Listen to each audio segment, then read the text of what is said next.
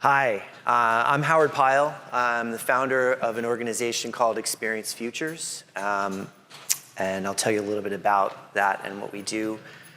But first, I have a little bit of a dirty secret to tell you, a little bit of a confession. This is how I spell the word restaurant. And I figured in a group of writers and esteemed communication executives, this would probably be the most offensive thing that I could put up on screen. But it gets better. Here's 4 more times of me trying to spell the word restaurant. And this is how my brain is wired. My brain is wired differently. My brain is wired around not being able to really think through language in the way that we're supposed to think through language. And it's not uncommon. I'm crushingly dyslexic, and so is my son. And he actually also had a hearing issue when he was younger, so he has language and speech issues. He's 10. And it's interesting because I do a lot of work with him. This isn't my business, this isn't my profession, but I wanted to start here to tell you a little bit about what goes into the work that I do. And my background is I was a CTO, I worked in startups, I was a senior partner at Ogilvy, where I worked on IBM, then I went to IBM and I was a VP there, and actually John Iwata's organization, where I ran a network of design studios. I was a senior vice president at MetLife. I ran global customer experience and design and launched the global brand, the first new brand in 30 years. We rolled out in 40 markets. And now I resigned from that corporate job a few years ago, and I started this social impact organization called Experience Futures. And I'm telling you this, and I'm starting with the fact that I have this intellectual disability, and I've done these things not as a success story, but actually there's a different spin on this. There's this twist to say that I have been able to manage in a corporate setting as a knowledge worker, as someone who has to communicate and has had to write tens of billions of emails and presentations and documents, et cetera, because I have something that I would consider to be a type of privilege that we don't talk about. I have a lot of different types of privilege, but this one in particular is very important for us to talk about in our era, which is I have digital privilege, which means that I can navigate through PowerPoints and emails and presentations, because at some point when I was younger, somebody sat me down, and actually it was a couple people, and showed me how to use early versions of word processors, early versions of spell checkers. And I have, at this point, probably about half a dozen, maybe a dozen different tools that I use on a daily basis, even before generative AI and ChatGPT and all that stuff, in order to manage and write emails, in order to manage and write presentations. And I can still, to this day, I'll write an email, I'll take it, I use Gmail, we use Google Workspace. I will look at I have the Grammarly plugin, it'll go through, and then I've got the Gmail grammar checker, and then I'll take it and I'll copy it into Grammarly, and Grammarly will catch things, and I'll copy it and paste it back, and I'll send it, and I will still miss the fact that I have the word and twice, or that I missed a verb, or that I completely, I spelled there totally wrong. This is just, and as an executive, it's incredibly embarrassing. And it actually hasn't been until the past few years that I've actually talked openly about how that's there. And here's the interesting thing, is that it's not uncommon. It's not uncommon. None of these things are. And so as someone who has built and created communications platforms, digital experiences, brands, software platforms, the one thing that we often get told is that there is a target user or an ideal user. And the thing that I'm here to talk to you today about is that the average user isn't average. We're not an organization that focuses just on dyslexia or ADHD or neurodiversity. We're an organization that's looking at this next era of our digital lives and thinking about how to design for individual need. And that's pretty hard.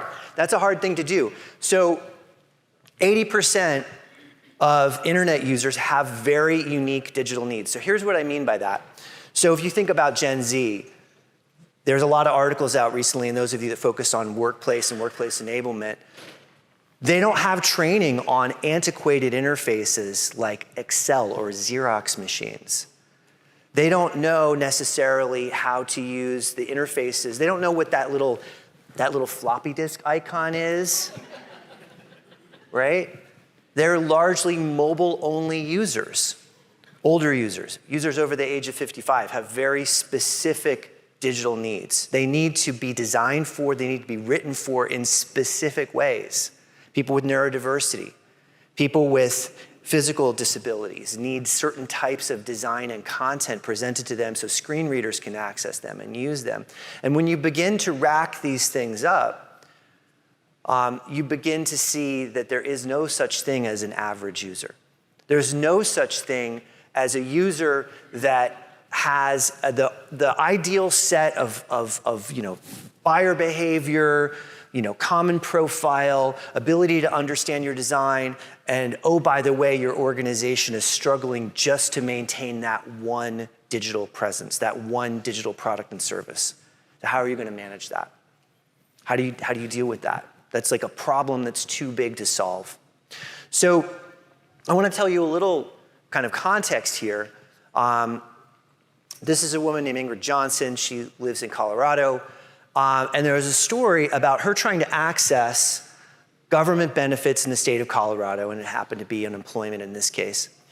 And in order to access this government website, they wanted to verify her identity. Great, makes sense, government benefits, verify your identity. So they partnered with this other company, this platform, to verify her identity. And the request was upload a photo. Upload a photo of yourself using your phone. But the instructions were vague. They didn't make sense. She had an older smartphone. She didn't know how to do it. This woman spent 2 days trying to upload a photo of herself and ended up having to go into a virtual queue to chat with an agent to get verified over video, which took her 7 hours, right? And so when you think about it, we have this crushing problem where people who need digital access or digital resources are cut off from them because they don't know how to navigate the digital tools in their lives. And this problem is widespread. And it's not just within government, it's within industry, and it obviously affects the way that we sell. It in fact impacts the way that we engage employees. It impacts the way that we access healthcare, finance, education. So this is like a widespread systemic problem. And as companies, both public and private, move to being digital only, this becomes a radical challenge and actually is about access. It's about large-scale access. We have a tsunami of digital tools. When you think about managing your healthcare, you've probably got dozens of different tools for insurance, for your doctors, health portals. When you think about managing your finances, think for a second, how many different digital tools do you manage your finances with? How many of them actually work on mobile? I had to answer a question yesterday for my accountant for tax season, and I was on the road with my son, and I only had access to my mobile phone, and the question that he asked me wasn't available to me by using the Fidelity app. Sorry, Fidelity, if you're here. I needed to know the signatures on a specific account, and it just wasn't part of their mobile app. But what if I'm a mobile-only user? So mobile-only users, let's talk about that for a second. There's a huge correlation between mobile-only users and socioeconomic lines, right? The vast majority of people that live in households that make less than $30,000 a year are mobile only. And by the way, 88% of them are non-white. So if you want to design for equity, designed for mobile only. This is just one example, right? But how do you do this in a big organization? And this is what we would describe as this next layer of the digital divide, right? It's the digital experience divide. And the academics talk about this as this idea of design access, content access, and cognitive access. Sure, you have a device, you have a computer, you have internet access, but do you know how to use it? That's the era that we're entering into, right? So this is what we're focused on. We're focused on, as an organization, addressing the experience divide. How do you give people access to the tools that they need when they need it? And we have to move away from this idea of, in every organization, we're designing for one user that's our ideal target user. This idea of one size fits all in digital spaces. Because it doesn't work anymore. It literally doesn't work anymore. So this is where the kind of big bombshell happens. And in this conference, it sounds like you talked a lot yesterday about AI, and that's where things really begin to change. And so here's the idea. If the average user is an average, and the majority of people have very distinct digital needs, and your organizations have a hard time keeping up with how to manage those things right now, how on earth could you design for all these individual possibilities? And the answer is, we can begin to automate different aspects of what different people need. So here is an optimistic, positive, potential use case for AI, right? So if you think about it, there's actually the possibility of understanding what different abilities and different cohorts might need. So I'm an older user. I need you to explain to me why I have to give you my username and password. I only have a mobile device. I need you to present this particular screen to me in a way that I can use it on my mobile device. And if you begin to employ AI to generate different types of experience for different individual needs, not only are you beginning to address that, but you're beginning to actually open up your organizations to new markets if you're a for-profit organization. And so there's this interesting question that happens, which is, if you agree with that, if you buy that hypothesis, and our prediction is that in the coming years, the digital experiences that we interact with, the mobile sites, the websites, the apps, the content will be generated largely by AI. There's both an imperative, which is for your organization to align that to your social impact guidelines, with your ESG goals, with your DEI values. But you also need to think about the opportunity there, which is opening yourself up to newer markets, designing for individuals, driving loyalty, driving engagement with employees. So how do you do that? How do you think about matching that? And so this is, of course, the point at which I'm going to pitch my organization. And I'm literally asking for your help at this moment, right? So my organization is called Experience Futures, and we have two parts. We have a nonprofit, which is focused on education, awareness, publishing, creating data and open source tools for organizations to create more inclusive digital experiences using AI. But we also have a for-profit organization that helps companies create new digital experiences for their audiences, for their employees, aligned to inclusive goals, aligned to their social impact goals, but in order to drive growth, in order to drive engagement, in order to drive loyalty. So here's the pitch, here's the question, and it's a genuine question for this audience, which is, how do you pitch the intersection of the business opportunity and social impact? Do you go to the CFO and pitch growth? Do you go to the CHRO and pitch employee engagement? Do you go to the board and do you talk about social impact goals? Do you go to the CEO and talk about mission and purpose and aligning to that? And this is literally the question that we've been wrestling with for the past year and a half. You know, we started as a nonprofit. We began publishing. We began doing partnership work with organizations, and we ended up creating a separate for-profit just mainly to be able to go and sell to the people who need to be sold to, and talk about influence and mission to the people who are willing to hear that message.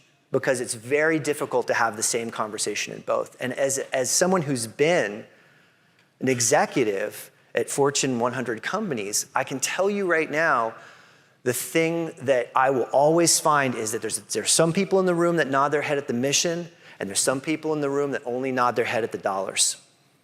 And how do we bring them together? And so this is the thing that I would ask in a session on influence. And I'm not asking you to quit your fancy SVP job at MetLife and go start a nonprofit, but I would say as influencers in your organization, there is a role, especially for communications leaders, on bringing those 2 points together. How do you help an organization link together the idea of value and impact? Now, we do that in other areas, right? We do that in other areas. We're thinking about ESG from a sustainability perspective and an environmental impact perspective. But where did that start? It didn't start because everyone in the organization suddenly began to believe that their organization needed a sustainable supply chain. It's when the CFOs began to agree that there would be market risk and it would be valuable for the organization, so they were willing to invest in it. I mean, that's just the truth of it, right? So how do you begin to play out this idea of equity in digital spaces? And I'll tell you, I've been in leadership positions running design for large organizations where we've had multiple class action lawsuits because of basic ADA requirements not being met, right? And when you look at it, there's a dollar problem there. So how do you influence that? How do you influence that? Do you go to your C-suite and pitch them on both? Or do you just go to the business leaders and pitch them on the value? This is the question to ask about this. So we have 2 things in our organization that we're focused on, that we're introducing. One is a process model that helps organizations. It's like the Higg Index in sustainable apparel, and it's like the B Corp certification. It's this idea of going from strategy down through design, matching business KPIs and social impact KPIs, thinking about how you're applying AI in an ethical way, and launching digital experiences. And we actually believe that there's a way and that there's a need for organizations to have a standardized process model in order to think about how those goals and those values are linked. And we're actually in the process of rolling this out, and we're looking for partners to help us workshop this within organizations. The other thing that we're doing is we're building the largest repository of inclusive design rules. So you can go to the WC3 consortium, you can go to most organizations, IBM, Microsoft, Google have published accessibility guidelines. There's blog posts, there's rule sets created. We're taking all of that and we're building a language model that we can use to drive AI queries and generation of content and generation of design by being able to access this large model of inclusive design rules. And we're going to make that publicly available on our nonprofit, but it's also part of the software products that we're building. And there's really 3 things that I want to leave you with. One is that I did some advisory work with a big tech startup last year, and their design team, their whole rally cry was design for all. And their definition of design for all was start with ADHD. And I was like, well, what about the fact that there's 3 types of ADHD? And what about how older people and people with ADHD don't actually have the same digital needs? And so suddenly there's this shift that has to happen within your teams, within your organizations. It's not designed for all, it's designed for each. And that's an enormous problem. How are you going to do that without automation? It's a real question. The second is this idea of digital sustainability. I guarantee you that somewhere in your organizations, you've got a team that's focused on digital accessibility, that's focused on AI ethics, that's focused on how you can make technologies more inclusive. That's like an easy win for your ESG strategy. How do you take those efforts and elevate them and report them out as part of what you're doing in your ESG goals to your board? That's a great opportunity. It's easy win. And the third thing is this idea of generative AI can actually be a solution for a lot of the problems that we have about engaging with people individually. And it's actually, there's an opportunity there to design for individual needs on that. But you have to plan for it. You have to plan for generative AI. So with that, I'll say thank you very much, and I appreciate it.